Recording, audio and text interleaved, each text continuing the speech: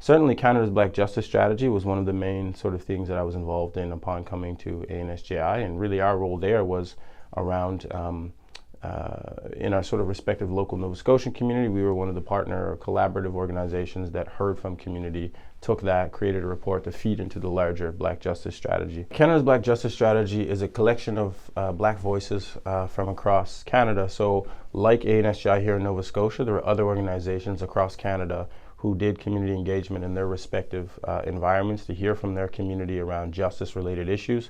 There was a set of questions, and then the task was for that organization to compile those answers into a report and then provide that to the federal government. And then all of those respective reports fed into the larger Canada's Black Justice Strategy. And from there, there's a significant amount, I think over 100 or so, maybe 103, 4 or 5 recommendations that the steering committee overall sort of provided to federal government.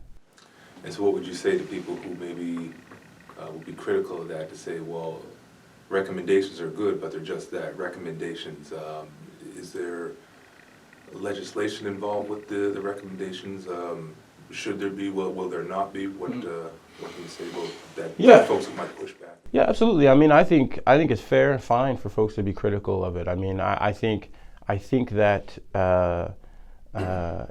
one is that I think it's important that there's been acknowledgement at a federal level that something like this is needed. So I think criticism is welcome because it continues the dialogue.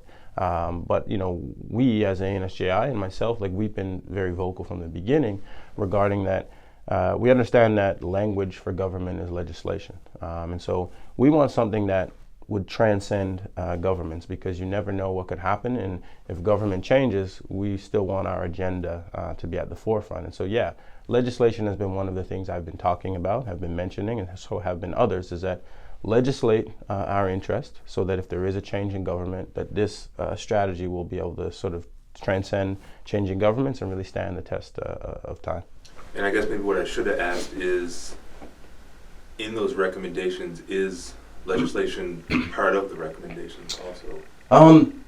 I want to say that I'm not sure, because there are so many recommendations, and so I can't recall if in those recommendations there is one of those that says legislated. But if it is not there, we've been saying it. And so we, being all of the other sort of partner organizations and community, has been saying, let's legislate this thing. So one way or another, that message of legislating the interests of the Black community in Canada, that message has been sent sort of to the government. Oh, honey, we're about to get very busy up here.